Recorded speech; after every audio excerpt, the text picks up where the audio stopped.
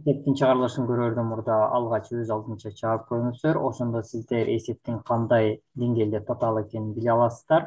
Алгач бул жакта мүчөлөрдү карай турган болсок, жанында турган сандардын баары тең. Ар кандай болуп жатат. 27, бул жакта 3, бул жакта 3, бул жакта 27.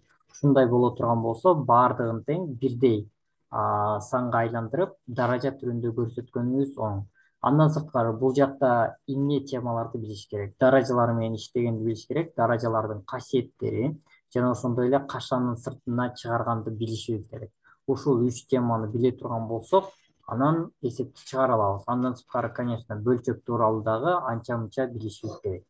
Эми бул жактан 27-ни биз 3-түн даражасы түрүндө көрсөтөлү. 27 бул 3-түн кубу. Ошондуктан бул жака 3-түн кубу деп жазам. Бираз өзгөртүп салалы. Ушул жактан эмне 3-түн кубу экен. 3-түн кубу 3-тү кубка көтөрсөк 27 чыгып атат. Эми ушул эле жерде бул жакта дагы 27-ни 3-түн кубу түрүндө жазалы.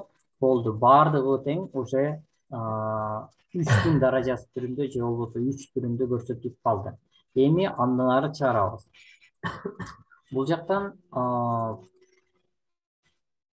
кашанын сыртында турган даража ар бир мүчөгө тиешелүү болот. Мисалы 2-ден 1 деп бул жакта даража түрүндө турат. Ушул кашанын ичиндеги бул жакта турган сандардын ар бирөөнө тиешелүү болот. То есть ар бирөөнө көтөрүп чыгабыз.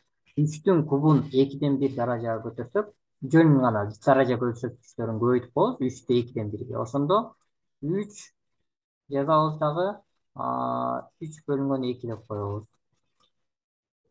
Себеби биз 3-тү 2-ден 1 даражага көбөйттүк. Көбөйтүү дейбиз.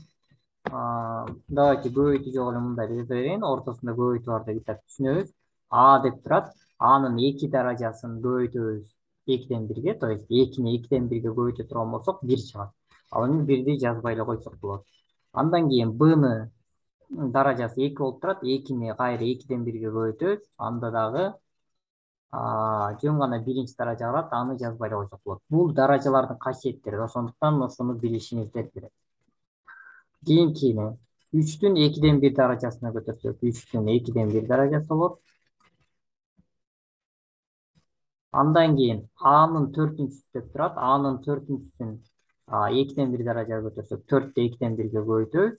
Ошондо 4 менен 2 кыскарып кетет дагы, жөн гана Анын квадраты калат.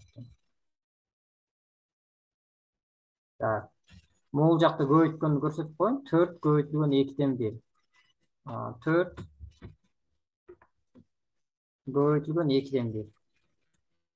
Мына ала турган болсоңуздар, мунун астын 1 менен толуктайбыз. 4 менен 2 кыскарат, бул жака 2-ден. Барабар, мына 2 эле калды. Мындай кылып чыгарып койдук. Жакшылап өз алдынча да чыгарып коюңуздар. Башка даражалар, мисалы 3-тү 2-ден 1-ге көбөйткөндө кандай чыгат? Ошолорду да карап коюңуздар. Кийинки бөлүмүн көтөрө турган болсок, 3-түн 2-ден 1 даражасы болот. Биринчисин көтөрсөк. Анын биринчи эле даражасы болуп калат экен. Бнын дагы биринчи эле даражасы. Минус 3-түн кубун 2-ден 1-ге көбөйтсөк, 3-түн 2-ден 3-үнчү даражасы. Так, анан Бнын квадраты болуп калат экен. Эми сиздерге түшүнүктүү болуш үчүн 2-ден 3, 2-ден 1, 2-ден 3 азыр биз кашан сыртына чыгарабыз, ошолорду биз оңдоп жазып алышыбыз керек. 2-ден 3 деген эмне? Могул бөлчөк сызык бизде бөл деген түшүнүлөт. 3-тү 2-ге бөлөбүз, 1,5 чыгат. Өчүрүп туруп ушул жака биз 1,5 деп жазып койсок түшүнүктүүрөөк болот. Себеби азыр кашан сыртына чыгарганда сиздер такыр түшүнбөй калышыңыздар мүмкүн. 1,5. Ал эми 1-ди 2-ге бөлсөк 0,05. Давайте өчүрүп туруп ушулар жерлерде 0,05 деп жазалы. 0,05. Бөлүмдөрдөн 2-ден 1 деп жазылып турат. Бул жакты да өчүрөбүз дагы. 0,05. 3-түн 0,05 даражасы. Так, бул жакта болсо 1,5 деп жазып атканбыз.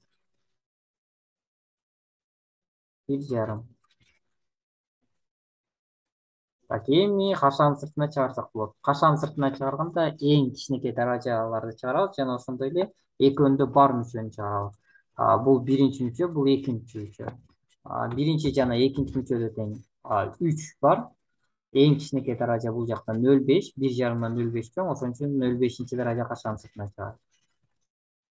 Андан кийин экөөндө тең А бар. Кичинекей даража мунуку биринчи даража, демек Анын өзүн чыгарып коет экенбиз. Болду. Б мында бар, мында жок, ошондуктан Б кашанын сыртына чыкпайт. Эми бул жактан кашанын ичинде эмне калды? Кашанын ичинде болгон кемип коебуз. 3'түн 0,5 даражасы чыгып кетти. 1,5'дан 0,5 деген десек 1 эле чыгат. Демек 3'түн биринчи даражасы. 1'ди жазбай эле койсок болот. Так, андан кийин толук ойдон чыгып кетти. Бул жакта турат. Муну да жазбайбыз. Б калды. Бны жазат экенбиз. Андан кийин минус 3'түн 0,5 даражасы толук ойдон чыгып кеткен. Анын эчтекеси калган жок. Анын квадратынан бул жакта Анын квадраты турат. Бул жакта А эле чыккан болчу. Анын квадраты деген сөз Адан 2 бар деген сөз. Демек 1/3 А бул жакта калып калыптыр. Муну жазабыз. Андан кийин 3'түн 0,5 даражасы. Бул жактан да кашанын сыртына чыгарабыз. 0,5 даражасын. Андан сырткары экөөндө тең Аны чыгаралы десек, бул жакта А жок, ошол чыкпайт. Бны чыгарат экенбиз, экөөндө тең Б бар. Жанагындай эле. Ичинде эмне калды? А, так, А минус 3, анан 3Б калат. Так, бул жагы түшүнүктүү. Бир сере карап коюңуздар, ушуга чейин эмнени түшүндүңүздөр, кайсыл жерлер түшүнүксүз. Ошол жерлерин бир сере карап коюшуңуздар керек. Себеби андан ары дагы орлойт. Ошондуктан баштан баштап карап чыгып туруңуздар. Улам сайын түшүндүмбү же түшүнгөн жокмунбу?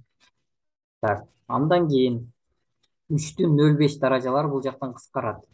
Кыскарта турган болсок, ошондо үстүндө А калды. 3Б минус А. Так, астын карай турган болсок, А минус 3Б үстүнө эле окшош болуп турат, просто орундары алмашып калыптыр. Кыскартуу максатта биз кайра орундарын алмаштырып туруп жазабыз. Б деп жазабыз дагы. Булардын орундарын алмаштырабыз. 3Б минус А деп жазабыз.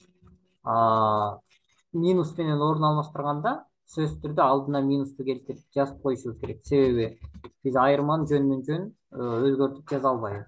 Могул бөлчөктүн алдына минус белгиси келет. Минус. Бөлчөктүн алдында минус бар деп түшүнүңүздөр. Минус, ошондо булар кыскарып кетет. Ошондо калды минус А бөлүнгөн Б калды. Бизде эстеп калыңыздар, жообунда минус А бөлүнгөн Б калды. Бул жака жазып көрөлү. Минус А бөлүнгөн Б. Бирок жооптордо ал нерсе жок болуп атат. Сиздер ойлоно бериңиздер, мен бул жакта өчүргөнчө.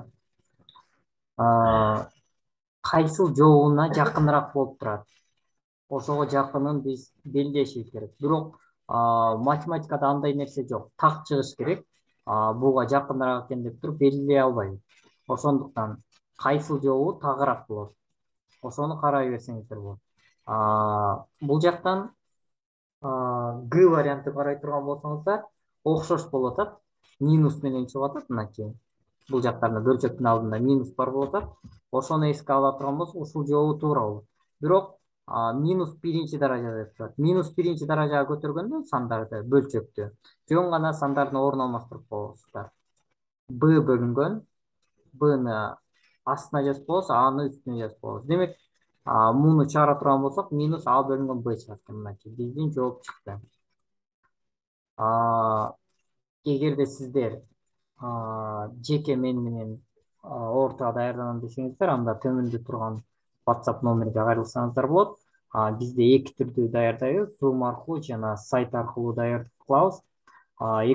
Эки түрдүн бирөөсүнө катталып даярдансаңыздар болот. Zoom аркылуу даярдануу 3000 сом, ал эми группада сайт аркылуу даярдануу 500 сом болот 2 айга.